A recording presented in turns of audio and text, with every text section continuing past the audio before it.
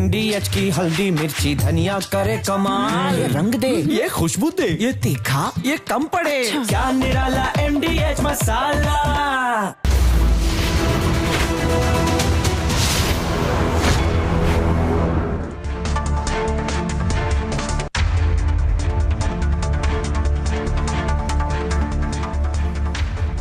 नमस्कार, बहुत स्वागत है आपका। आपके साथ मैं हूं मृदुल शर्मा और आप देख रहे हैं देश का नंबर 1 न्यूज शो ये भारत की बात है। होगी देश की हर बात, दिखाएंगे आपको देश और दुनिया की तमाम बड़ी खबरें। और आज की पहली खबर दर्शकों 3 राज्यों से जुड़ी हुई है। पहले आपको ले जाऊंगा हिमाचल, फिर लेकर चलूंगा मध्य प्रदेश और उसके बाद यूपी अयोध्या भी ले जाऊंगा, क्योंकि एक जगह धर्म ध्वजा की तैयारी है तो 2 जगह यानी मस्जिद के नीचे से मूर्ति मिल रही है तो कहीं मस्जिद के नाम पर बवाल चल रहा है। देखिए, जनवरी 2024 ये कैलेंडर पर लिखी एक तारीख नहीं, ये एक नए काल चक्र का उद्गम है। रामलला हम आएंगे, मंदिर वहीं, और राम मंदिर का भव्य मंदिर का निर्माण हो गया ना, हो गया ना।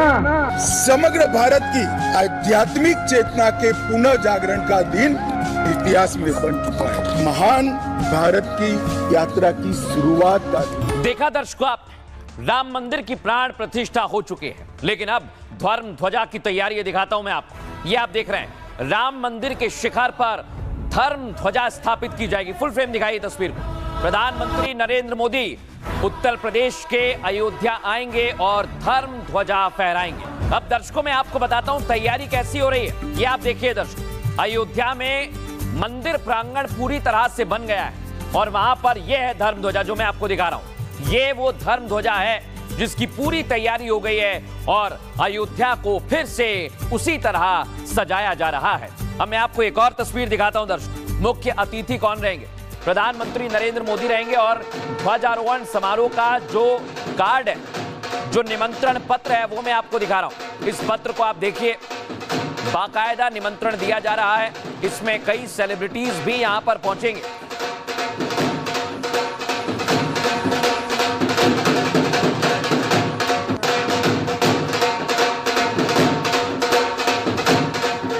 अब मैं आपको बताता हूं सिक्योरिटी के क्या इंतजाम है। देख रहे हैं आप, तमाम जो एसपीजी पूरा प्रोटेक्शन है वो यहां पर एक्टिव है और उसी की तस्वीर मैं आपको दिखा रहा हूं। इसी के साथ उत्तर प्रदेश पुलिस के जवान भी यहां पर मुस्तैद रहेंगे और राम मंदिर की सुरक्षा को देखते हुए एनएसजी कमांडोज की भी तैनाती यहां पर पहले से की गई है। तो अयोध्या में चप्पे चप्पे पर पुलिस ने सुरक्षा के पुख्ता इंतजाम किए हैं।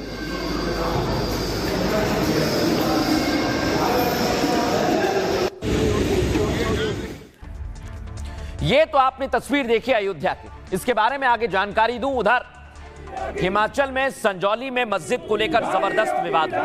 आपको याद है संजौली मस्जिद दर्शक, और इसे लेकर जबरदस्त प्रदर्शन किया जा रहा है। सुनिए जरा। नहीं चलेंगे, नहीं चलेंगे, नहीं चलेंगे, नहीं चलेंगे, नहीं चलेंगे, नहीं चलेंगे, नहीं चलेंगे, नहीं चलेंगे, नहीं चलेंगे,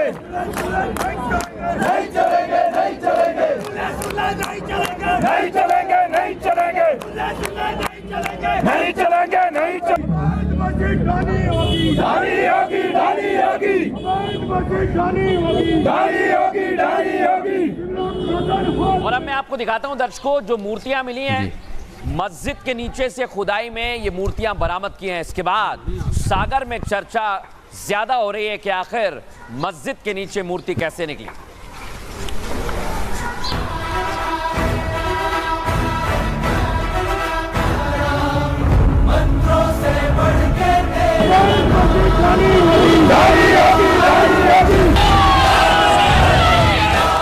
जो नारा पीएम मोदी और सीएम योगी आदित्यनाथ ने दिया, अयोध्या से जो संदेश पूरी दुनिया में गया,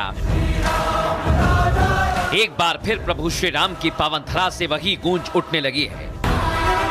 25 नवंबर वो तारीख जिस दिन राम मंदिर के शिखर पर फिर से भगवा ध्वज लहराएगा, फिर से हिंदुत्व का नारा पूरी दुनिया में जाएगा। एक तरफ राम मंदिर में आस्था का परचम, दूसरी तरफ हिमाचल में अवैध मस्जिद का विरोध, तीसरी तरफ सागर की चौंकाने वाली खोज, जहां दावा है कि मस्जिद की जमीन के नीचे साक्षात प्रभु श्री राम प्रकट हुए, यानी राम मंदिर से उठी आवाज पूरे देश में सुनाई देने लगी। अब दर्शकों मैं आपको बताता हूं कि कैसे सबसे पहले आपको लेकर चलता हूं राम मंदिर, क्या व्यवस्था है और धर्म ध्वजा कैसे स्थापित की जा रही है। आइए जरा आपको बताते हैं। यह है राम मंदिर दर्शकों, यह है वो धर्म ध्वजा। राम भक्तों के लिए एक और महत्वपूर्ण क्षण आने वाला है। 25 नवंबर को राम मंदिर के शिखर पर धर्म ध्वजा लहराएगी। प्रधानमंत्री नरेंद्र मोदी राम मंदिर पर इस धर्म ध्वजा को फहराएंगे दर्शकों, जिसे दोपहर ठीक 12 बजे अभिजीत मुहूर्त में संपन्न किया जाएगा। मंदिर पर ध्वज लगाना सनातन परंपरा में पवित्र कार्य माना गया है। आपको बताएं, शिखर पर लगा ध्वज भगवान की उपस्थिति का संकेत देता है और दूर से ही भक्तों को यह संदेश मिलता है कि यह स्थान दिव्यता से भरपूर है।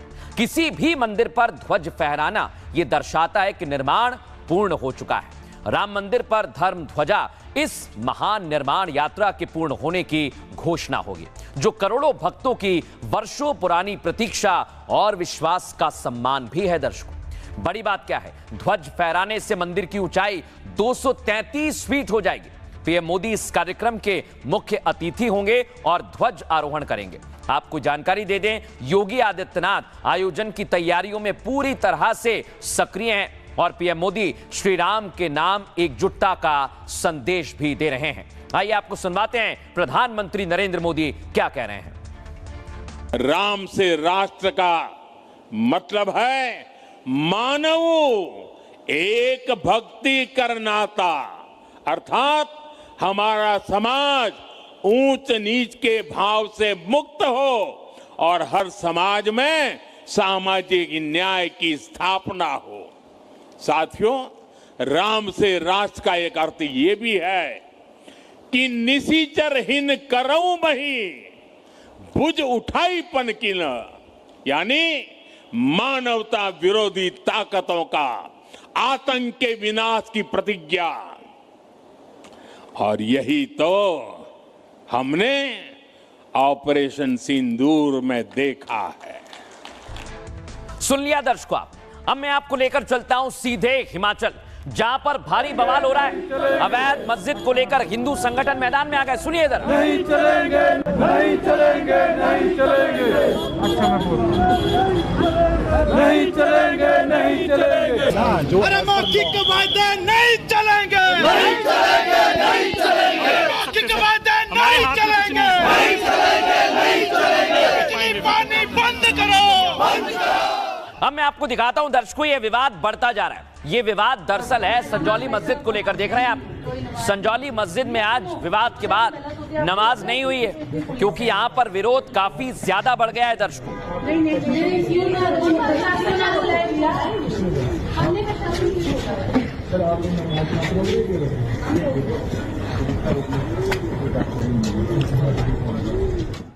देख लिया आपने, पुलिस प्रशासन भी मौजूद है, लेकिन आखिर वहां पर हुआ क्या?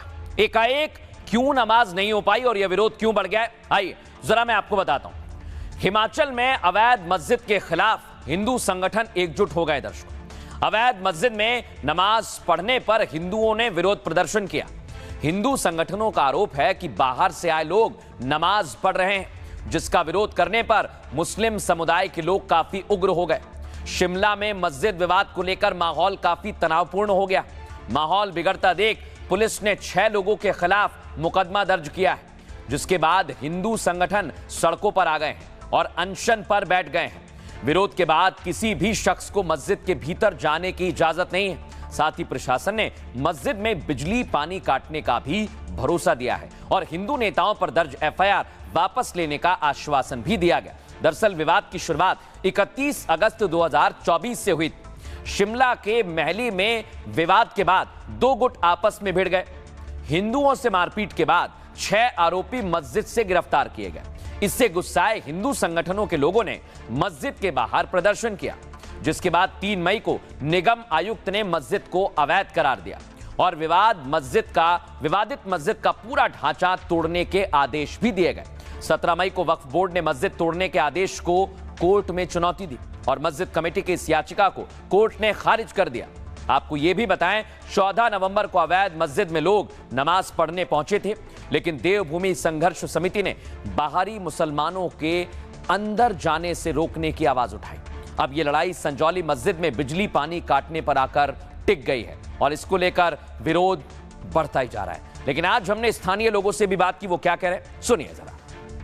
सारी बातें स्वीकार की हैं और उन सारी बातों को लेकर के इम्प्लीमेंट करने के लिए प्रशासन और हिंदू संघर्ष समिति के लोगों की एक समिति बनाई जा रही है, जिसकी 29 तारीख को बैठक तय हुई है प्रशासन के साथ। और प्रशासन ने कहा है कि जो 3 मांगे हमने मांगी थी, उन 3 मांगों के ऊपर प्रशासन जो है कार्रवाई करेगा और जो हमारे विषय थे उन सब विषयों के ऊपर प्रशासन ने सहमति जताई है और शीघ्र अतिशीघ्र जो है उन मांगों को पूरा किया जा रहा है। ओर से 8 लोग हैं, प्रशासन की ओर से प्रशासन खुद तय कर लेगा कि कितने लोग रखते हो प्रशासन की। क्रमिक अनशन में हमने इसको बदला है, लेकिन आपके सामने अभी सरकार के अधिकारी यहाँ थे, उनके सामने अनशन को तोड़ा गया है। आपके सामने एडीएम साहब थे, यहाँ पे पुलिस के अधिकारी थे और उनके कहने के ऊपर ही अनशन जो है यहाँ पर तोड़ा गया है। अब आपको लेकर चलता हूं मध्य प्रदेश, जहां मस्जिद के नीचे मूर्ति मिली है। दर्शकों देख रहे हैं, आप दिखाइए जरा अगली तस्वीर। वहां मूर्ति मिलने के बाद पूजा पाठ हो रहा है। ये देखिए, राम प्रभु श्री राम की मूर्ति मिली है और उसके बाद पूजा पाठ शुरू हो गया।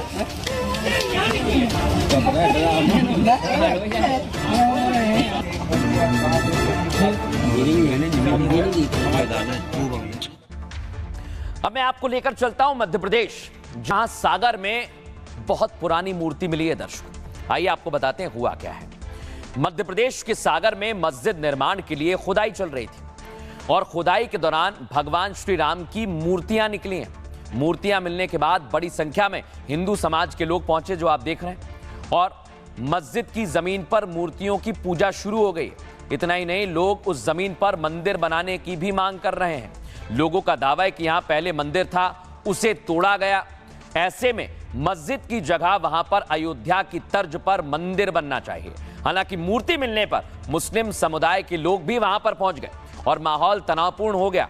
मुस्लिम मस्जिद की जमीन बताने लगे और दावा कर रहे हैं कि जमीन पर मस्जिद का निर्माण होना है। वहीं मामला बिगड़ता देख मौके पर पुलिस फोर्स को तैनात किया गया है। और आपको ये जानकारी दे दें, अभी मामला सुलझा नहीं है, लेकिन इसके लिए संतों की प्रतिक्रिया आई है, सुनवाते हैं आपको। मध्य प्रदेश सागर से लेकर के हिमाचल प्रदेश संजौली तक जो अवैध मस्जिदें हैं, उनका विरोध होना चाहिए। हम अपने सनातन संस्कृति के खिलाफ किसी प्रकार के कुचक्र अब हम लोग सहन नहीं करेंगे। जितने भी देश में अवैध मस्जिद हो या मदरसा हो, सभी को ध्वस्त कर देना चाहिए। किसी प्रकार के अनैतिकता को अब हम लोग बर्दाश्त नहीं करेंगे। जिस दिन मंदिर के शिखर पर 25 नवंबर शुभ दिन मंगलवार हनुमान जी का दिन है, भगवान राम के विवाह का महाउत्सव मनाया जाएगा। उस दिन मंदिर के शिखर पर ध्वज फहराया जाएगा। देवता भी आकाश में मगन होकर पुष्पों की वर्षा करेंगे। तो सनातन समाज को इस महान अवसर को अपने हाथों से नहीं जाने देना चाहिए। अपने अपने स्थान पर रहकर अपने घर की छत पर केसरिया ध्वज फहराएं और हनुमान चालीसा का पाठ करें। सायंकाल की बेला में उस ध्वज की आरती उतारें। आइए अब आपको एक और बड़ी खबर बताऊं। इधर मंदिर मस्जिद की बात हो रही है, उधर ममता बनर्जी सरकार सवालों में आ गई है। ममता बनर्जी के एक खास ने कहा है कि हम बंगाल में बाबरी बनाएंगे। आइए आपको बताते हैं, ये देख रहे हैं आप, इधर एक तरफ एसआईआर का विरोध हो रहा है, ममता बनर्जी सड़कों पर आ गई हैं, लेकिन चुनाव से पहले बाबरी वाला प्लान भी पूरी तरह सेट हो गया है। आपको बताऊंगा ये बाबरी वाला प्लान क्या है, क्योंकि ममता के खास हैं जिन्होंने बाबरी बनाने का ऐलान कर दिया है।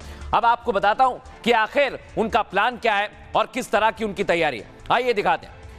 पश्चिम बंगाल में चुनाव से पहले बाबरी वाला प्लान तैयार हो रहा है। दर्शकों, ममता की पार्टी के विधायक बाबरी मस्जिद का ऐलान कर रहे हैं, यही है वो। इनका नाम है हुमायूं कबीर। इन्होंने कहा वो बाबरी मस्जिद का निर्माण करेंगे। इसके लिए उन्होंने मुर्शिदाबाद के बेलडांगा का जिक्र किया, जहां अयोध्या के बाद बाबरी मस्जिद का निर्माण किया जाएगा। उन्होंने 6 दिसंबर को बाबरी की नींव रखने की तारीख को चुना है। और आपको बता दें, ममता बनर्जी इस बाबरी वाले प्लान पर अभी तो खामोश है।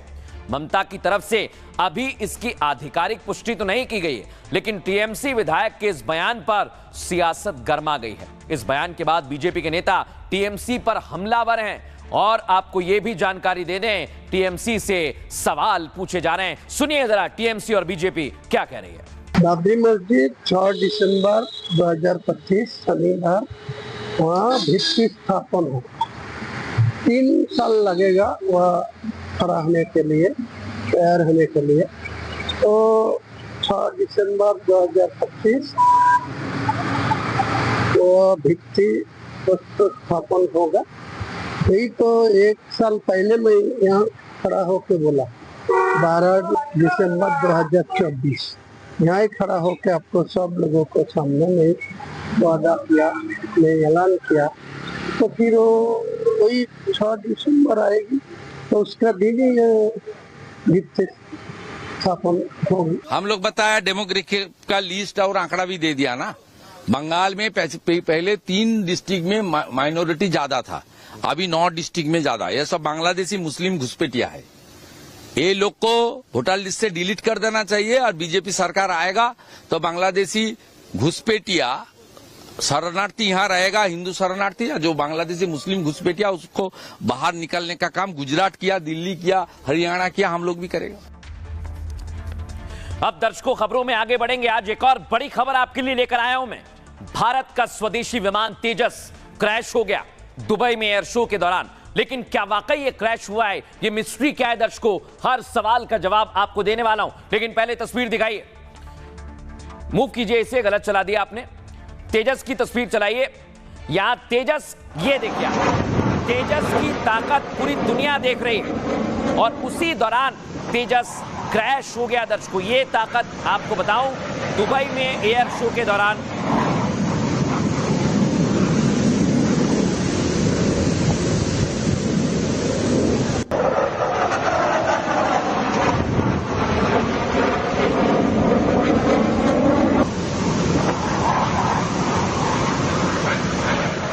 दर्शकों लगातार तेजस पराक्रम दिखा रहा था, लेकिन आज सीधे जमीन से टकराया। फुल फ्रेम दिखाइए इस तस्वीर को। सीधे एयर में शो के दौरान, दुबई में एयर शो के दौरान सीधे जमीन से टकराता है और तेजस हादसे का शिकार हो जाता है।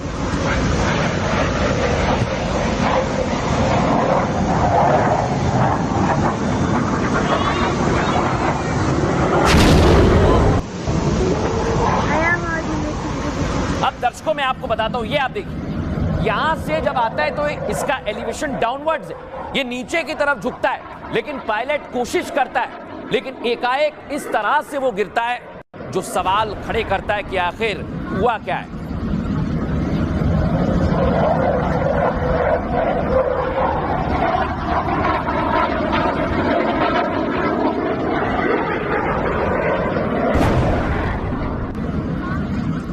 अब दर्शकों आपने देखा वहां पर लोग खड़े हुए थे, हो सकता है पायलट उन्हें बचाने की कोशिश कर रहे हो, लेकिन इसी एयर शो में हादसा हुआ है और हमारे जाबाज पायलट भी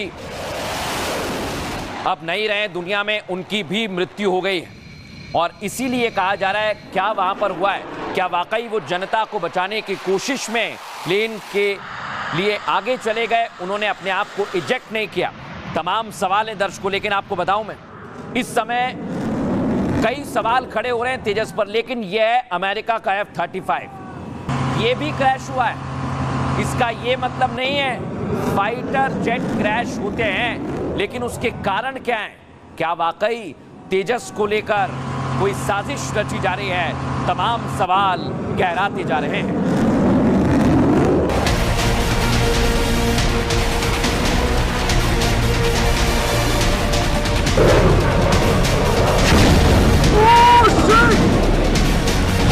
भारत के स्वदेशी शेर की ताकत जब पूरी दुनिया बड़े गौर से देख रही थी, दुबई एयर शो में तभी कुछ ऐसा हुआ जिसने दिल्ली तक तहलका मचा दिया।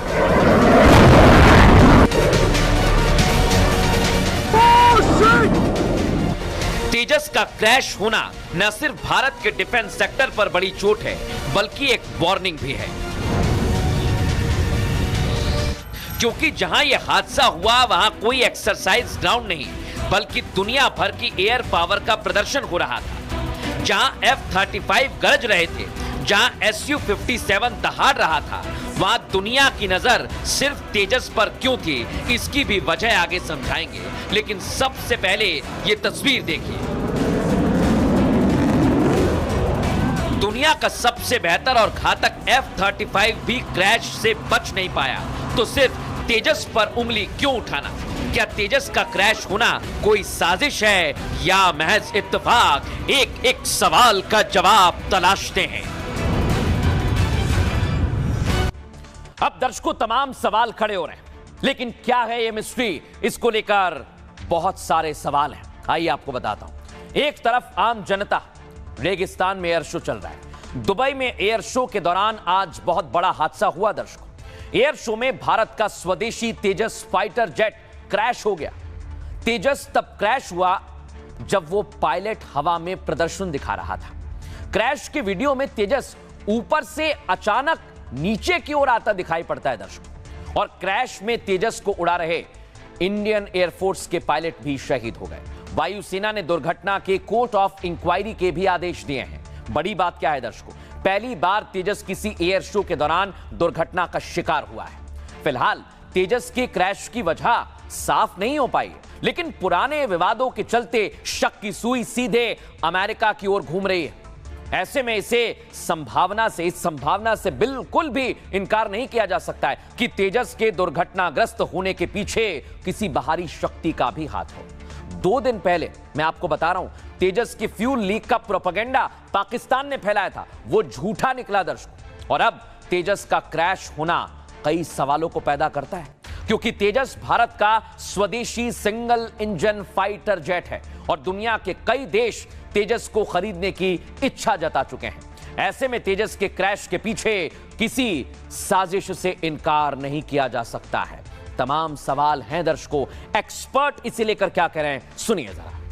ऐसे में दुनिया के कुछ देश भारत के इस लाइट कॉम्बैट एयरक्राफ्ट तेजस में भी खरीदने की रुचि दिखा रहे थे।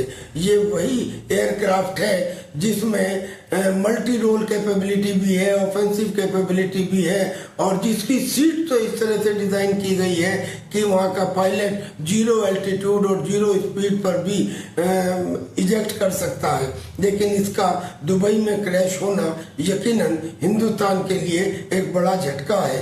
लेकिन ये भी सवाल उठने लगा है कि कहीं ऐसा तो नहीं कि कुछ देश इस तरह के एक्शन ले रहे हों कि इसके इलेक्ट्रॉनिक सर्किट को अचानक बंद कर दिया जाए, और ऐसा शुबा तब भी हुआ था जब अभिनंदन का एयरक्राफ्ट गिरा था। लेकिन दर्शकों, तेजस की सुरक्षा पर सवाल नहीं खड़े होने चाहिए। मैं ऐसा क्यों कह रहा हूं? क्योंकि तेजस सुरक्षित है, यह बताया प्रधानमंत्री नरेंद्र मोदी ने, और तेजस में उन्होंने खुद उड़ान भरी थी। दिखाइए जरा फुल फ्रेम इस तस्वीर को।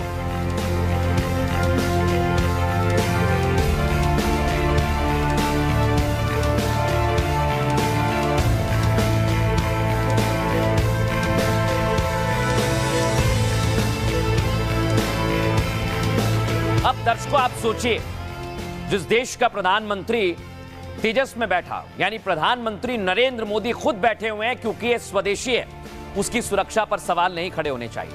लेकिन आपको बताऊं दर्शकों, जो एयर शो चल रहा था उस दौरान कई देशों की डिफेंस एक्सपर्ट वहां पर बैठे हुए थे, कई डिफेंस कंपनियां वहां पर बैठी हुई थी। इसी दौरान तेजस क्रैश हुआ है और इसे लेकर तमाम सवाल खड़े हो रहे हैं। लेकिन अब मैं आपको बताता हूं दर्शकों, ये पाकिस्तान जो है कैसे प्रोपेगेंडा फैला रहा था।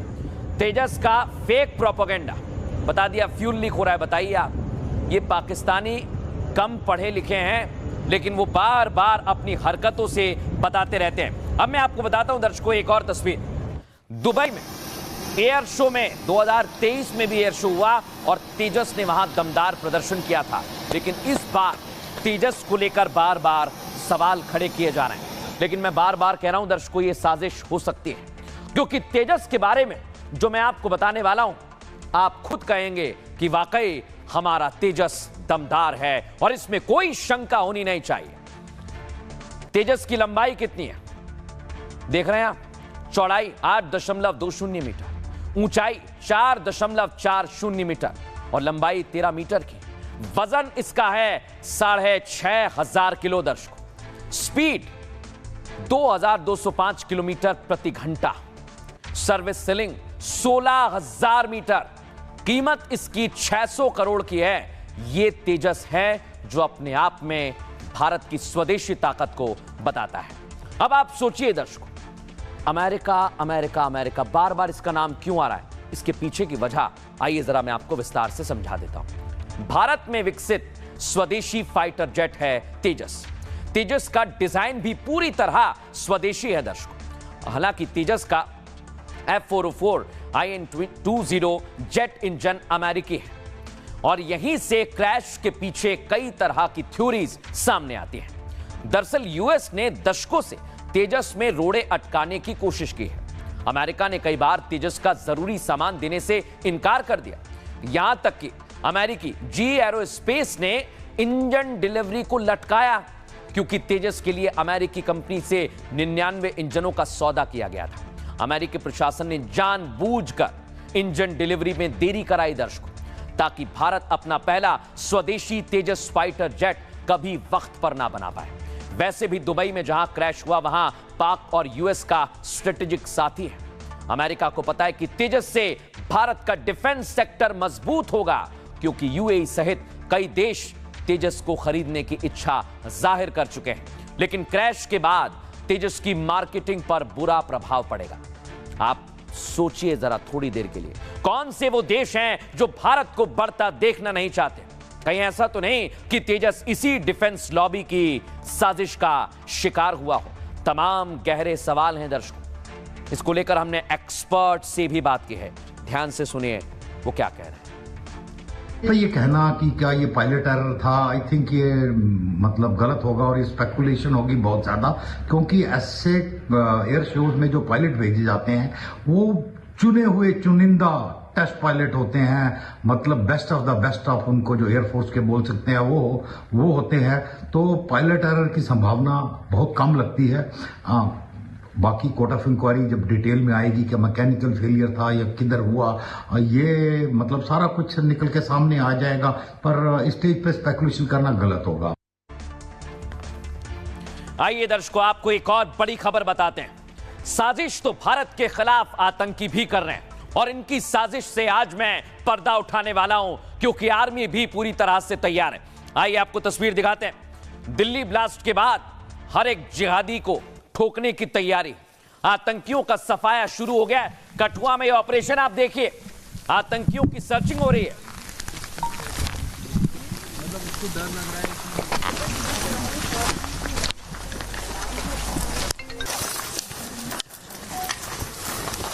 ये आप देख रहे हैं, जगह जगह पर छापेमारी कार्रवाई की जा रही है और जंगल जंगल सर्च ऑपरेशन चलाया जा रहा है। अगर आतंकी घुसपैठ की खबर के बाद इस ऑपरेशन को आप देखें तो आतंकियों का 72 हुरों के पास जाना तय दिख रहा है।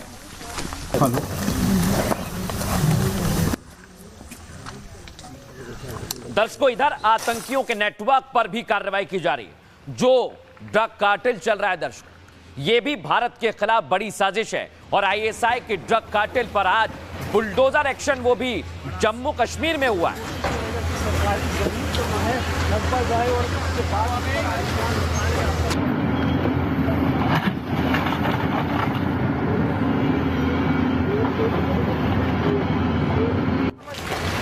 अब दर्शकों में एक और कार्रवाई आपको बताता हूं। आज देश भर में कार्रवाई की जा रही है, लेकिन इधर आतंकियों का मोबाइल खुल गया है और जो मोबाइल से डेटा रिट्रीव किया गया है वो चौंकाने वाला है, डराने वाला है। उसके बारे में मैं आपको आगे जानकारी दूंगा।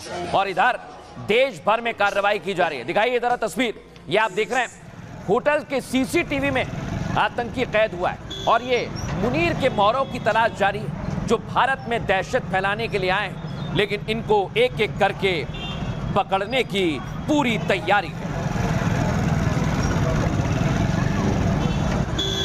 अब मैं आपको दिखाता हूं आईएसआई के प्लान पर भारत के किलर कमांडोज की पूरी तैयारी है। फुल फ्रेम दिखाइए।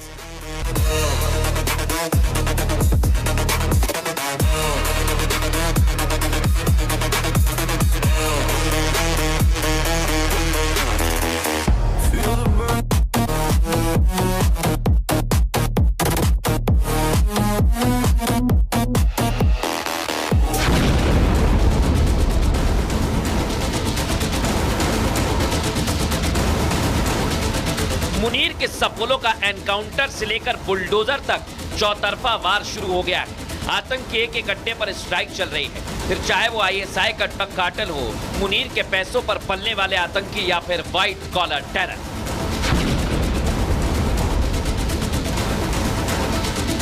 इंडियन आर्मी के जाबाज मोर्चे पर डट चुके हैं। गोलियों की गूंज और आतंक के खात्मे का शोर अब हर ओर गूंज रहा है, चाहे वो कठुआ के जंगल हो या लुधियाना में छिपे आतंकी। हमें डांट मिला है कि हमें दुश्मन के इलाके में जाके उसको बर्बाद करना है। आप सब लोग इसके लिए तैयार हैं? एक तरफ आतंक का अंत, दूसरी तरफ साजिश को डिकोड करती इंटेलिजेंस। एक ऐसा ही खुलासा दिल्ली ब्लास्ट पर हुआ, जिसका नाम है कोड 200। अगले कुछ मिनटों में आतंक की पूरी पड़ताल, एक एक तार और देश के गद्दारों को बेनकाब करेंगे। बस देखते जाइए।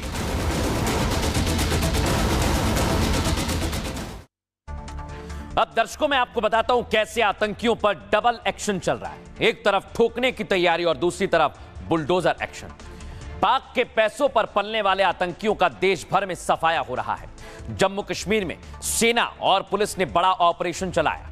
कठुआ के जंगलों में दहशतगर्दों को घेरे जाने की खबर सामने आई है। सुरक्षा बल पूरे जंगल को घेरकर सर्च ऑपरेशन चला रहे हैं। जम्मू, कठुआ और सांबा सेक्टर में सर्च ऑपरेशन चल रहा है। इतना बड़ा सर्च ऑपरेशन किसी बड़े खुफिया इंटेल का इशारा है, यानी जल्द ही आतंकियों के जहन्नुम पहुंचने की खबर भी सामने आएगी।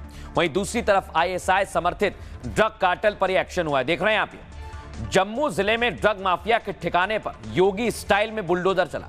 नार्को टेरर नेटवर्क के जरिए हाइब्रिड आतंकियों को नशा सप्लाई होता है। दर्शकों सोचिए आप जरा, ये ड्रग माफिया नशे के जरिए युवाओं को आतंकी साजिश में शामिल करते हैं और हंदवाड़ा में सीआरपीएफ ने इस नार्को टेरर नेटवर्क को ध्वस्त कर दिया है। बुलडोजर चला है वहां पर। लेकिन आपको दिखाता हूं दर्शकों में लगातार एक्शन हो रहा है और इस बीच आज एक और खबर आई सामने जिसने चौंका दिया। देख रहे हैं आप, चाइनीज ग्रेनेड और पिस्टल बरामद की गई है। कहां पर? जम्मू कश्मीर के बारामूला में। देखिए आप जरा, ये चाइना की साजिश की ओर इशारा करती हैं। क्या चाइना पाकिस्तान को हथियार देता है और वही हथियार ये आतंकी भारत के खिलाफ इस्तेमाल करते हैं? ये सर्च ऑपरेशन और चाइनीज हथियार मिलना किस ओर इशारा करते हैं, एक्सपर्ट से समझिए। दिल्ली धमाकों के बाद ही क्यों? देखिए, कई बार ऐसा है, पूरे देश में ऑलरेडी चल रहा था, खासकर जम्मू कश्मीर में सेना ने भी ऑपरेशन ऑल आउट चलाया।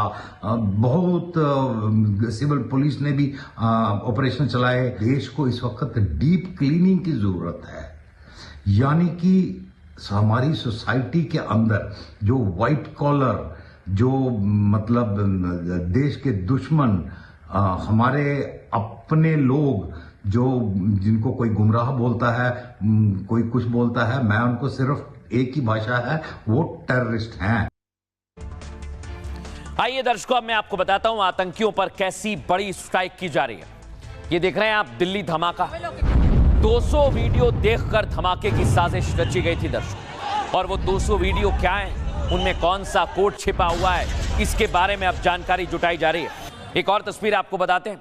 इन आतंकियों ने डेटा डिलीट कर दिया था दर्शकों। सोचिए आप, ये जो दिख रहे हैं आपको, ये पढ़े लिखे सिर्फ दिखने के लिए थे। इनके दिमाग में जहर भरा था, लेकिन इन्होंने सारे वीडियोस को डिलीट कर दिया था। लेकिन इस डेटा को रिकवर कर लिया गया है, रिट्रीव कर लिया गया है, और उससे जो खुलासा हुआ है वो हैरान करने वाला है। आइए आपको जानकारी देता हूं। दिल्ली धमाके पर एनआईए की जांच में बहुत बड़ा खुलासा हुआ दर्शकों। मोबाइल डेटा से पता चला कि आतंकी लंबे समय से साजिश रच रहे थे। अकेले मुजम्मिल के मोबाइल से करीब 200 वीडियो मिले हैं। मोबाइल में मिले वीडियोस में बम बनाने के तरीके और जैश मोहम्मद के भाषण हैं। जैश कमांडर और आईसिस से जुड़े कई वीडियोस फोन से बरामद किए गए हैं। मुजम्मिल के फोन से बम बनाने की ट्रेनिंग के वीडियो मिले हैं दर्शकों।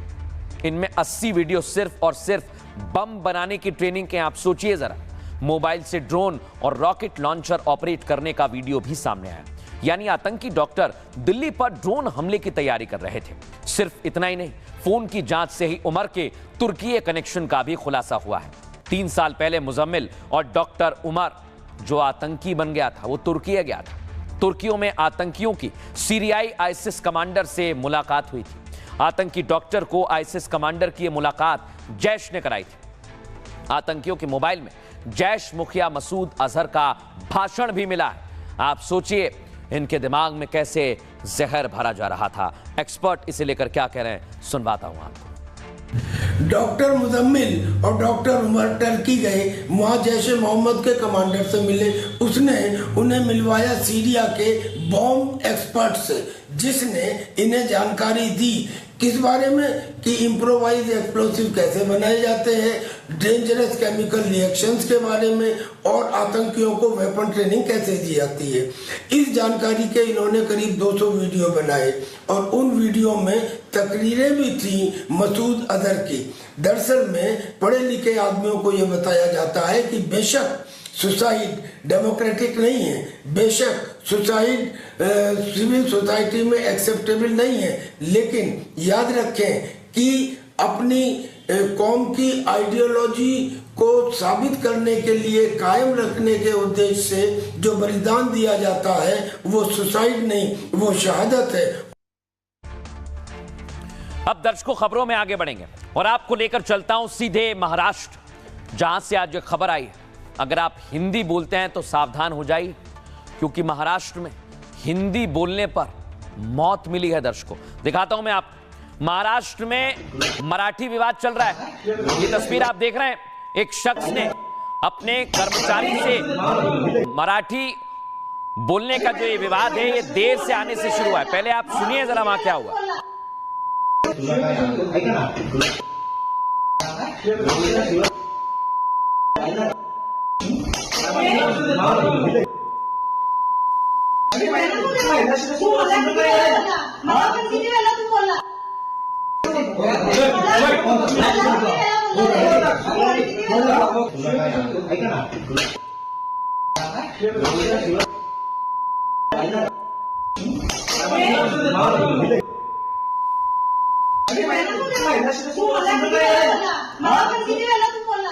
सोचिए आप, इसकी आगे की जानकारी आपको दूं, लेकिन पहले भी मराठी ना बोलने पर मारपीट की गई है।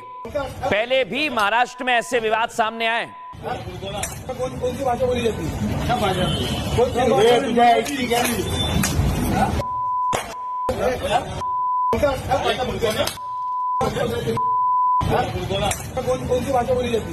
अब मैं आपको दिखाता हूं दर्शक, कहीं लड़की पर मराठी बोलने का दबाव बनाया जा रहा है। सुनिए जरा। क्यों बोले तो मराठी बोला नहीं आता मुझे, हिंदी मराठी बोल नहीं आता, का नहीं आता, कुछ ऑफिसला कामाला आहे, क्यों बोले तो मराठी बोलायला लागणार तुला, का नाही बोलणार तू मराठी, का नाही बोलणार मराठी, का नाही बोलणार मराठी, तू महाराष्ट्रात कसं राहते, महाराष्ट्रात कसं राहते, महाराष्ट्रात कसं राहते तू, मेरी मर्जी से रहती है। निकालता आता इकडनं निघायचं महाराष्ट्र निघायचं, क्यों, मेरे खुद का घर है, किधर का गाँव किधर है तेरा, मेरा गाँव कहीं का है, मेरा गाँव मराठी में बात करने का, मराठी में बात कर, क्या करोगे, भाषा से बात करूँ, मेरी मर्जी। दर्शकों इसी विवाद में एक लड़के की जान चली गई। उस लड़के ने आत्महत्या कर ली। इसका नाम अर्नव बताया जा रहा है और इस लड़के ने मराठी और हिंदी विवाद के बीच आत्महत्या कर ली। आपको बताऊं, लोकल में सफर करता था। लोकल में कई लोग जाते हैं, कई लोग लोकल में सफर करते हैं, लेकिन इसी लोकल में भाषा को लेकर विवाद हुआ और ऐसा विवाद हुआ कि एक छात्र ने आत्महत्या कर ली। देखिए रिपोर्ट।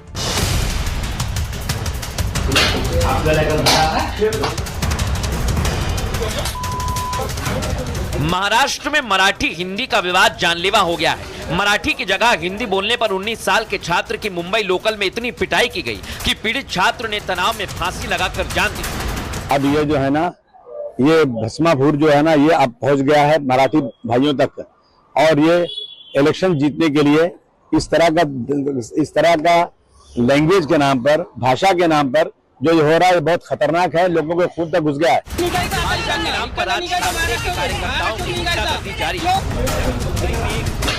अधिकारी की पिटाई कर मराठी महिला ने अधिकारी पर अभद्र व्यवहार का आरोप लगाया। बिना किसी जांच या सुनवाई के राज ठाकरे के कार्यकर्ताओं ने गुंडों की तरह उसकी पिटाई कर दी। दर्शकों आज फिर महाराष्ट्र से भाषा पर विवाद की 2 खबरें सामने आई। आइए आपको बता दें, महाराष्ट्र में हिंदी मराठी विवाद थमने का नाम नहीं ले रहा है। नवी मुंबई में एमएनएस कार्यकर्ताओं ने हिंदी भाषी की पिटाई कर दी, गुंडे की। पिटाई करने वाले एमएनएस के कार्यकर्ताओं का आरोप है कि शख्स ने मराठी महिला के साथ अभद्र व्यवहार किया था। व्यक्ति को पीटने का वीडियो भी सामने आया जो मैं आपको दिखा रहा हूं, जिसमें ऑफिस में बैठे कई लोग हिंदी भाषी के ऊपर मारपीट करते हैं, हमला बोल देते हैं। एक महिला भी वहां पर मौजूद है, वो भी उस शख्स पर हाथ उठाती है। बताया जा रहा है कि बिहार के रहने वाले अधिकारी ने अपनी महिला कर्मचारी पर समय से ऑफिस ना आने की वजह पूछी तो महिला ने बोला, मैं मराठी हूं, ये मेरा महाराष्ट्र है, यहां तुम बिहार वालों की नहीं चलेगी। जिसके बाद महिला ने अभद्र व्यवहार की शिकायत एमएनएस के कार्यकर्ताओं से कर दी और राज ठाकरे की पार्टी के गुंडे जो अपने को कार्यकर्ता बता रहे हैं, वो अधिकारी की पिटाई करने चले गए। अधिकारी से माफी मंगवाई और माफी नामा भी लिखवाया गया। एमएनएस की चेतावनी भी सामने आई है, महाराष्ट्र में रहते हुए मराठी महिलाओं के साथ दुर्व्यवहार नहीं चलेगा। अब सवाल ये, क्या केवल महिला की शिकायत पर अधिकारी को दोषी मान लिया जाए? अगर महिला से गलत व्यवहार हुआ तो वो पुलिस के पास क्यों नहीं गई, राज ठाकरे के कार्यकर्ताओं के पास क्यों गई? और राज ठाकरे के कार्यकर्ता भी यहां पर आकर गुंडई करने लगे, उनको ये अधिकार किसने दिया है? लेकिन दर्शकों, इधर एक विवाद खत्म नहीं हुआ, एक और विवाद सामने आ गया। दिखाइए जरा, ये देखिए, यहां पर ठाकरे बंधु हैं, पापी हैं, ये बाकायदा सियासत भी हो रही है और ठाकरे बंधुओं पर इसका सीधा आरोप लगाकर सवाल भी पूछे जा रहे हैं। अब मैं आपको बताता हूं दर्शकों कि आखिर महाराष्ट्र में हुआ क्या। एक और छात्र है जिसकी मृत्यु हो गई है दर्शकों, उसकी मौत हो गई। दिखाता हूं मैं आपको। छात्र जो लोकल में सफर करता था, मराठी हिंदी विवाद ने 19 साल के छात्र की जान ले ली। अर्नव खैरे नाम के छात्र पर घर में सुसाइड की खबर मिलते ही परिवार वाले सन्न रह गए। 18 नवंबर को मुंबई लोकल में मराठी हिंदी को लेकर विवाद हुआ। ट्रेन में ज्यादा भीड़ होने के चलते अर्नव को धक्का लगा। अर्नव ने ट्रेन में एक शख्स से कहा, भाई थोड़ा आगे हो जाओ। ट्रेन में सवार कुछ लोगों ने अर्नव के हिंदी बोलने पर आपत्ति जताई और कुछ लोगों ने उसकी पिटाई कर दी। अर्नव ने कहा वो मराठी ही है, इसके बाद भी उसे बेरहमी से पीटा गया। मराठी ना बोलने पर लोगों ने उसे धमकी दी। अर्नव के पिता ने कहा घर लौटने के बाद वो काफी घबराया हुआ था, वो टेंशन में था। बेटे ने कांपते हुए बताया कि उसे ट्रेन में थप्पड़ मारा गया है। घटना के चलते वो काफी मानसिक तनाव से गुजर रहा था और इसी तनाव के चलते उसने फांसी लगाकर अपनी जान दे दी। अर्नव के पिता ने कहा मेरा बेटा तो चला गया, लेकिन भाषा के नाम पर ऐसी नफरत और हिंसा नहीं होनी चाहिए। महाराष्ट्र पुलिस ने केस दर्ज कर अब इस पूरे मामले की जांच शुरू कर दी है। रेलवे पुलिस की मदद से आरोपियों की जानकारी भी जुटाई जा रही है और सीसीटीवी फुटेज से आरोपियों की पहचान की कोशिश में पुलिस की टीम जुटी हुई है। अब मैं आपको बताता हूं अर्नव के पिता का क्या कहना है, सुनिए जरा। सकाळी ट्रेनमध्ये बसून जात असताना त्याला ट्रेनमध्ये धक्काबुक्की लागत होती, तर समोर त्याचा एक हिंदी भाषिक होता।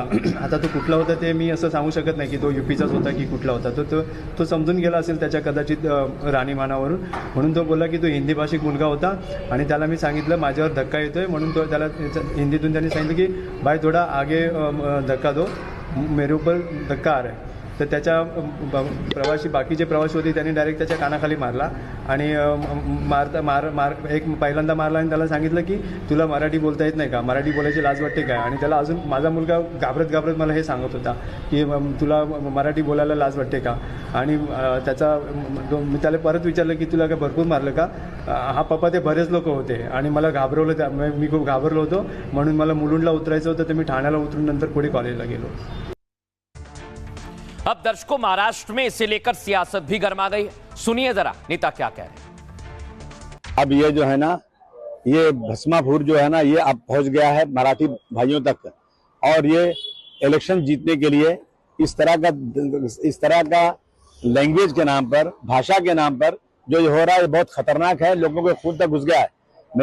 मैं प्रधानमंत्री से, मुख्यमंत्री से निवेदन करना चाहता हूं कि बहुत हद हो चुकी है अब इसके ऊपर कुछ कानून बनाइए। लगातार मैं बात कह रहा हूं कि राज ठाकरे जी जिस तरह का जहर फैला रहे हैं महाराष्ट्र के अंदर भाषा को लेकर, इसका जो परिणाम होगा ये अच्छा नहीं होगा। आज एक मासूम मराठी मानुस के बेटे ने अपनी जान गंवाई है।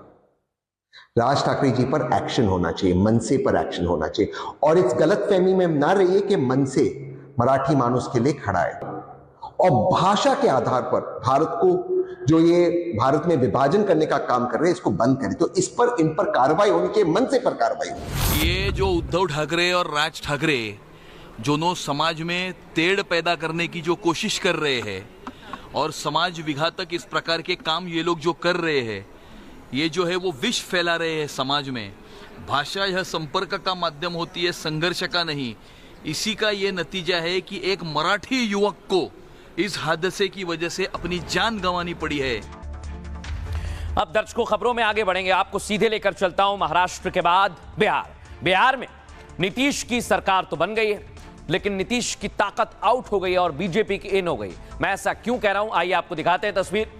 नीतीश कुमार की सरकार बनी, एनडीए बीजेपी का गठबंधन मजबूत दावा भी किया गया, लेकिन इस बार नीतीश कुमार को जहां मुख्यमंत्री पद मिला है तो इस बार उनसे कई विभाग जो हैं वो छीन लिए गए, या यूं कहिए बीजेपी ने कब्जा कर लिया। गृह विभाग अब सम्राट चौधरी के पास रहेगा, जो नीतीश कुमार के पास हुआ करता था अब वो आ गया है सम्राट चौधरी के पास।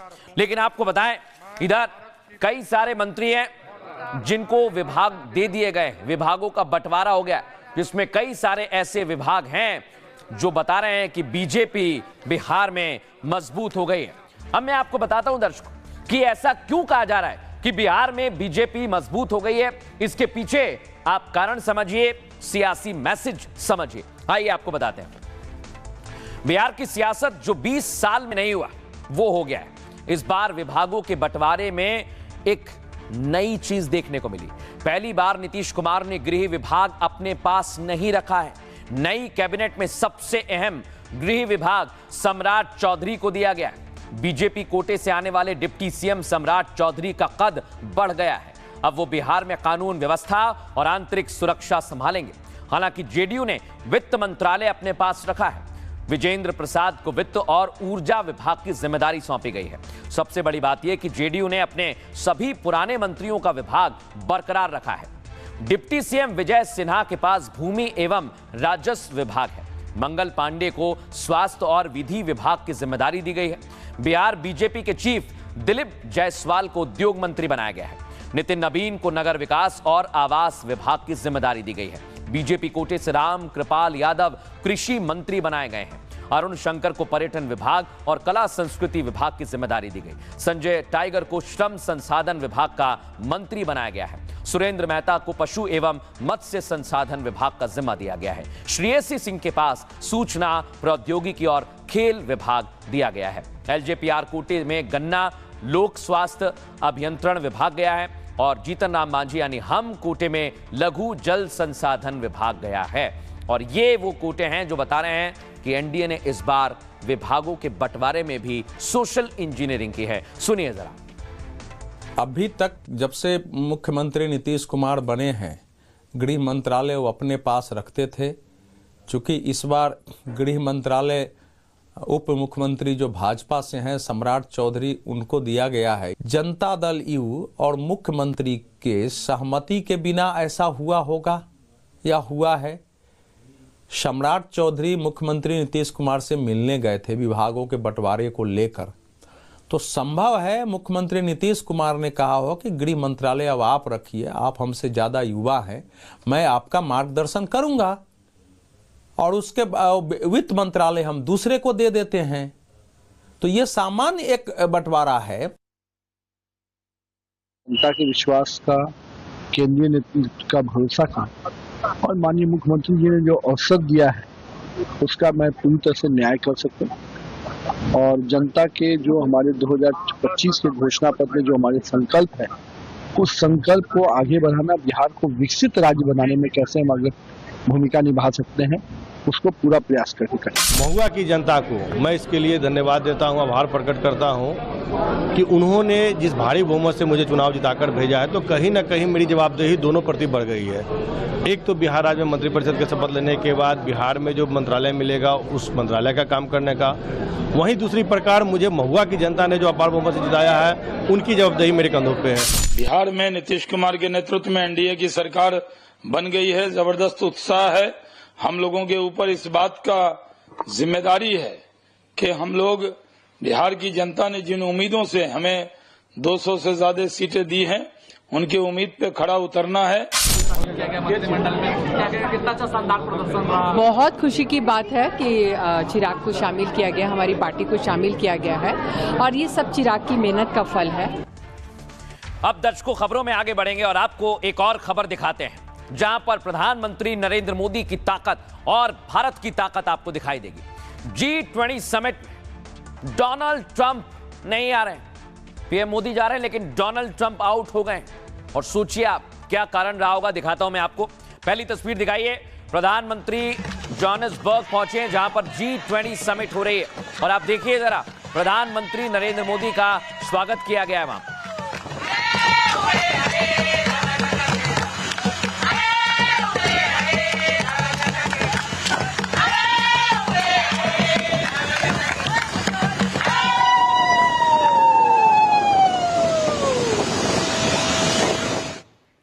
अब मैं आपको दिखाता हूं, आज फोक डांस किया गया। ये दक्षिण अफ्रीका का नृत्य है और देखिए कैसे प्रणाम किया गया लेटकर, दिखाइए।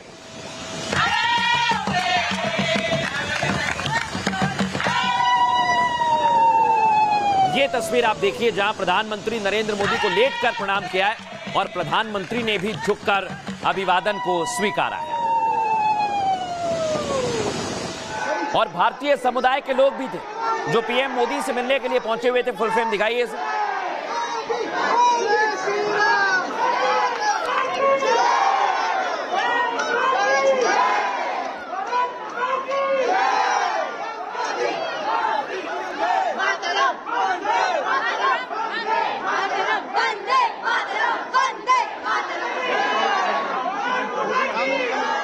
और जोहान्सबर्ग में ये बड़ी बैठक है दर्शकों, लेकिन इसमें डोनाल्ड ट्रंप नहीं आ रहे हैं और कई सारे सवाल खड़े हो गए कि आखिर डोनाल्ड ट्रंप क्यों नहीं आ रहे हैं, इसके पीछे का कारण क्या है। आपको एक एक जानकारी आज मैं देने वाला हूं क्योंकि इसमें भारत की ताकत बढ़ गई है। आइए जरा आपको बताते हैं, जोहान्सबर्ग G20 को लेकर ट्रंप बैकफुट पर आ गए दर्शकों। ट्रंप ने G20 के बहिष्कार का फैसला बदल दिया है। डोनाल्ड ट्रंप ने कहा अमेरिका इसमें शामिल होगा, अमेरिका की तरफ से राष्ट्रपति के दूत इसमें शिरकत करेंगे। ट्रंप के दूत के तौर पर दक्षिण अफ्रीका के राजदूत इसमें शामिल होंगे। अमेरिका के मार्क डी दक्षिण अफ्रीका के कार्यवाहक राजदूत हैं और डी डिलॉर्ड केवल G20 के आखिरी सेशन में शिरकत करेंगे। दरअसल इससे पहले ट्रंप ने बहिष्कार का ऐलान किया था और इसके लिए दक्षिण अफ्रीका में मानव अधिकार का बहाना बनाया था। ट्रंप ने मीडिया में कहा था कि दक्षिण अफ्रीका में श्वेत पर अत्याचार होता है, यानी रेसिस्ट, इसलिए अमेरिका की तरफ से कोई इसमें शामिल नहीं होगा। ट्रंप के इस ऐलान के बाद दक्षिण अफ्रीका के तेवर भी काफी सख्त हो गए थे। अफ्रीका ने कहा किसी के ना आने से कोई फर्क नहीं पड़ता है और इधर पीएम मोदी शामिल हुए हैं तो डोनाल्ड ट्रंप इसमें शिरकत नहीं कर रहे हैं। अब मैं आपको बताता हूं कि इसको लेकर क्या कुछ कहा जा रहा है, सुनिए जरा। It's unfortunate that ये दुर्भाग्यपूर्ण है कि इसमें अमेरिका जैसी बड़ी आर्थिक शक्ति शामिल नहीं होगी। इसका असर पड़ेगा, लेकिन ये समिट बहुत बड़ा है क्योंकि आज का G20 उस G20 से बड़ा है जिसमें केवल 19 देश होते थे। अब इसकी सफलता किसी एक देश की भागीदारी पर निर्भर नहीं रहती है। it is not dependent on any one nation to succeed. The United States is not participating. America G20 की औपचारिक बातचीत में शामिल नहीं होगा। साउथ अफ्रीका के राष्ट्रपति और उनकी टीम इस तरह से अमेरिका के राष्ट्रपति के खिलाफ बयानबाजी कर रही है, वो आपत्तिजनक है। अमेरिका की तरफ से साउथ अफ्रीका के उसके राजदूत महज एक प्रतिनिधि के तौर पर शामिल होंगे, लेकिन वो किसी आधिकारिक बातचीत में शामिल नहीं होंगे, जैसा कि दक्षिण अफ्रीका का दावा है। सुन लिया आप, व्हाइट हाउस ने पहले मना किया, लेकिन अगली बार डोनाल्ड ट्रंप यानी अमेरिका कोई मेजबानी कर ली है, इसलिए उन्होंने आखिरी सेशन में शिरकत करने की बात कही। लेकिन इधर पीएम मोदी की ताकत बढ़ गई है दर्शकों। दक्षिण अफ्रीका में G20 की बैठक शुरू हो गई है और आपको बताएं दक्षिण अफ्रीका के जोहान्सबर्ग में 3 दिन यह बैठक चलेगी। पीएम मोदी इसमें शामिल होने के लिए दक्षिण अफ्रीका पहुंच गए। तस्वीर मैंने आपको दिखाई। पीएम राष्ट्रपति सिरिल रामाफोसा के निमंत्रण पर पहुंचे हुए हैं। पीएम मोदी G20 के 3 मुख्य सेशंस को संबोधित भी करेंगे। पीएम मोदी IBSA की बैठक में भी शामिल होंगे। IBA से मतलब इंडिया, ब्राजील, साउथ अफ्रीका। इस दौरान पीएम मोदी कई देशों के नेताओं से मुलाकात करेंगे। प्रधानमंत्री की दक्षिण अफ्रीका की यह चौथी आधिकारिक यात्रा है। दक्षिण अफ्रीका रवाना होने से पहले मोदी ने कहा यह समिट काफी खास है। दक्षिण अफ्रीका में यह पहला G20 शिखर सम्मेलन होगा।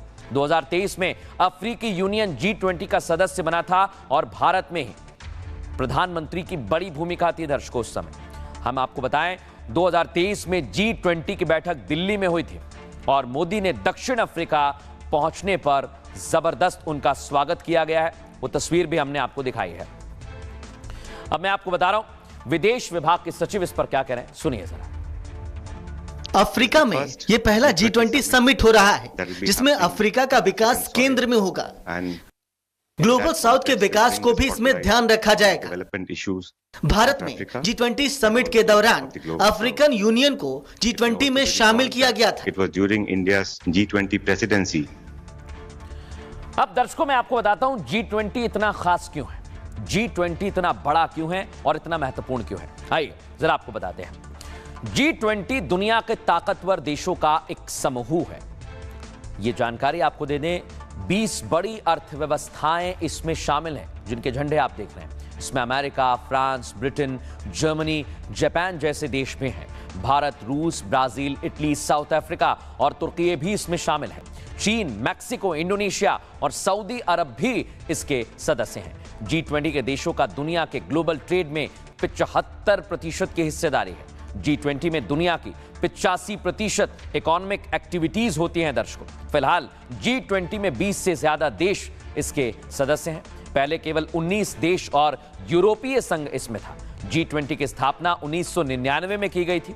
इसका उद्देश्य आर्थिक सहयोग है जो वैश्विक अर्थव्यवस्था को मजबूत करता है और इसके लिए पूरी तैयारी की जा रही है जिसमें पीएम मोदी की भी अहम भूमिका है। बहरहाल खबरों में आगे बढ़ेंगे और आज एक और बड़ी खबर है दर्शकों, और ये खबर सिर्फ आपके लिए है, आपके बच्चों के लिए है, आपको देखनी ही चाहिए। कल हमने आपको खबर दिखाई, बच्चे ने सुसाइड कर लिया। आज फिर ऐसा ही हुआ दर्शकों, बच्चे ने प्रताड़ना से तंग आकर सुसाइड कर लिया। तो गलती आपकी है, हमारी है, किसकी गलती है? आज आपको एक एक चीज बताएंगे, लेकिन पहले देखिए ये छात्रा, इसने भी आत्महत्या कर ली है, इसने भी खुदकुशी कर ली है। और ये खबर आई है दर्शकों मध्य प्रदेश के रीवा से, 11वीं की ये छात्रा थी जिसने सुसाइड कर लिया है।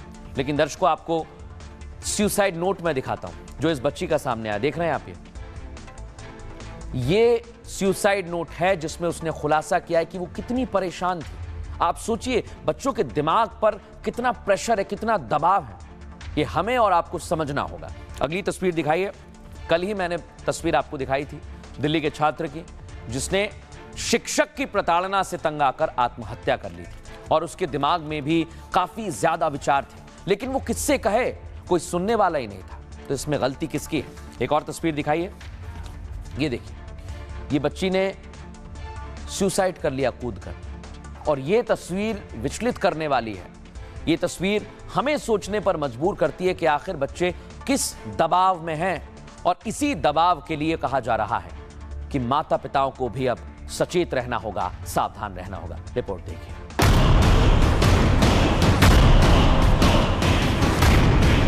क्या हमारे बच्चे मुश्किल में हैं? क्या हमारे बच्चे अकेला महसूस कर रहे हैं? क्या हम और आप अपने बच्चों को ठीक से समझ नहीं पा रहे? ये सवाल इसलिए उठ रहा है क्योंकि देश में बच्चों की खुदकुशी के मामले लगातार बढ़ते जा रहे हैं। खुदकुशी का ताजा मामला मध्य प्रदेश के रीवा जिले का है, जहां 11वीं की एक बच्ची ने आत्महत्या कर ली। 2 दिन पहले दिल्ली में 10वीं के छात्र ने खुदकुशी की थी। शौर्य पाटिल नाम के छात्र ने मेट्रो स्टेशन से कूदकर अपनी जान दी थी। मध्य प्रदेश के रीवा और दिल्ली के करोलबाग की घटनाएं शिक्षक की प्रताड़ना से जुड़ी हुई हैं, जिसकी सच्चाई दोनों मामलों में मिले सुसाइड नोट में पता चली। तो सवाल ये कि क्या शिक्षक वो शिक्षक नहीं रहे जिनके भरोसे हम अपने बच्चों को छोड़ते हैं, या कमी हम में और आप में है जो बच्चों को मुश्किल से मुश्किल हालात से निपटने और अपनी परेशानियों को घर में साझा करने का माहौल बना नहीं पा रहे। सोचिए दर्शकों, सवाल कई सारे हैं और ये खबर गंभीर है दर्शकों, मैं आपको बता रहा हूं, आपको देखनी ही चाहिए। मध्य प्रदेश के रीवा में एक सनसनीखेज मामला सामने आया। एक प्राइवेट स्कूल की बच्ची ने मौत को गले लगा लिया। 17 साल की 11वीं की इस बच्ची ने घर में फांसी लगाकर जान दे दी। मामला सेमरिया स्थित एक स्कूल का है। पुलिस को बच्ची के पास से एक सुसाइड नोट मिला है जिसमें स्कूल के शिक्षक पर गंभीर आरोप लगे।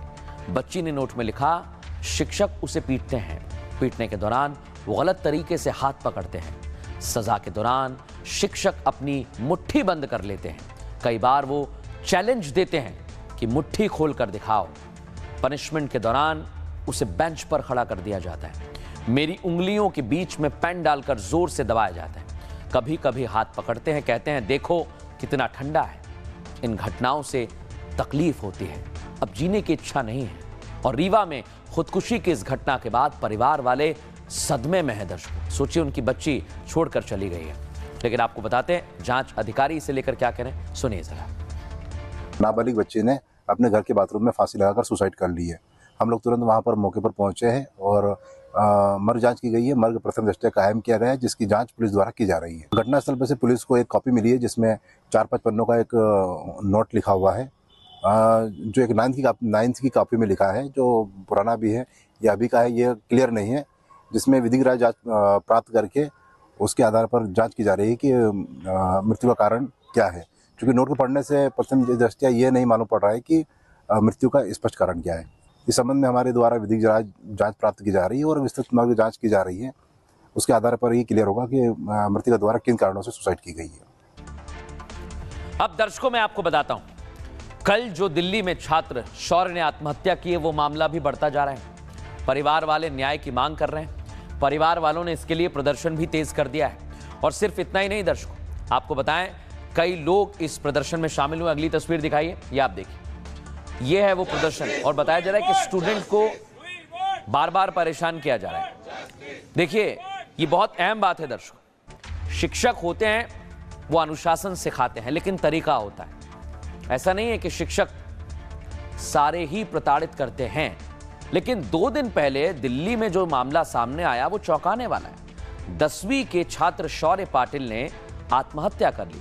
शौर्य पाटिल ने राजेंद्र प्लेस मेट्रो स्टेशन से कूदकर अपनी जान दी। और इस बच्चे ने अपनी सुसाइड नोट में स्कूल के शिक्षक पर कई गंभीर आरोप लगाए थे। हमने आपको बताया था शौर्य पाटिल ने स्कूल में प्रताड़ित करने और सरेआम अपमानित करने की भी बातें सुसाइड नोट में लिखी थी। इस घटना के बाद से दिल्ली में लगातार प्रदर्शन हो रहा है। राजेंद्र प्लेस के सेंट कोलंबा स्कूल के सामने आज दूसरे दिन भी प्रदर्शन हुआ। जो तस्वीर आप देख रहे हैं सेंट कोलंबस स्कूल है। बच्चों के अभिभावकों ने स्कूल प्रबंधन के खिलाफ सख्त कार्रवाई की मांग की। इस बीच खबर है कि स्कूल प्रशासन ने प्रिंसिपल समेत 4 शिक्षकों को सस्पेंड कर दिया है। दिल्ली पुलिस ने इस मामले में अपनी जांच तेज कर दी है और राज्य सरकार ने उच्च स्तरीय जांच समिति बनाई है जो 3 दिन के भीतर अपनी रिपोर्ट देगी। हमारे सहयोगी की रिपोर्ट देखिए। सेंट कोलंबस स्कूल के बाहर मौजूद पोस्टर बैनर में लिखा है कि शौर्य को न्याय देने को लेकर आज हम यहाँ पर खड़े हैं। कुछ अभिभावक उनसे बात करते हैं। क्या कुछ कहेंगे जिस तरीके से आप शौर्य को न्याय दिलाने को लेकर स्कूल के बाहर प्रदर्शन कर रहे हैं? सर, उसने सुसाइड नोट में क्लियर कट बच्चे ने लिखा हुआ है कि आज जो मेरे साथ घटना हुई है वो और दूसरे बच्चों के साथ चाहते हैं। इस बच्चे को जल्द से जल्द इंसाफ मिलना चाहिए ताकि और कोई बच्चे इस तरीके से ना करे। किसी भी स्कूल में नहीं होना चाहिए। और जिस तरह से उस बच्चे को प्रताड़ित किया जा रहा था, इसके पहले भी कई ऐसी घटनाएं घटी है इस स्कूल में जब बच्चों को प्रताड़ित किया जा रहा था। सवाल गंभीर है दर्शकों, हमारे बच्चों से हमें बात करनी चाहिए ताकि वो आपको समझें, स्कूल को समझें, शिक्षकों को समझें और जीवन के मूल्य को समझें। बहरहाल आगे बढ़ेंगे, बात करेंगे आज के सूत्र की। भाषा को लेकर देश भर में विवाद होता रहा है दर्शकों। प्रांतों के बीच दूरियां पैदा की जा रही है। ऐसे में हम आपको बताते हैं आचार्य चाणक्य ने देश की एकता के लिए क्या सूत्र दिया है। आचार्य चाणक्य ने राज्यवाद, जातिवाद या धर्मवाद से ऊपर राष्ट्रवाद की भावना को रखा है। उनका विचार था देश का स्वार्थ ही मेरा स्वार्थ है और राष्ट्रहित ही राष्ट्र सर्वोपरि है। देश में आंतरिक एकता और राष्ट्रवाद की भावना बहुत जरूरी है। जब जनता एकजुट और देश के प्रति समर्पित होती है तो दुश्मन के लिए देश को हराना असंभव हो जाता है। जब नागरिक एकजुट होकर सरकार पर भरोसा करते हैं तो कोई भी बाहरी ताकत देश को नुकसान नहीं पहुंचा सकती है। इसलिए आपको भी एक रहना है, यूनिटी दिखानी है, ना कि भाषा और अन्य विवादों के बीच में फंसना है। एक छोटा सा ब्रेक ले रहे हैं, खबरें लगातार जारी रहेंगी। नमस्कार, जय हिंद।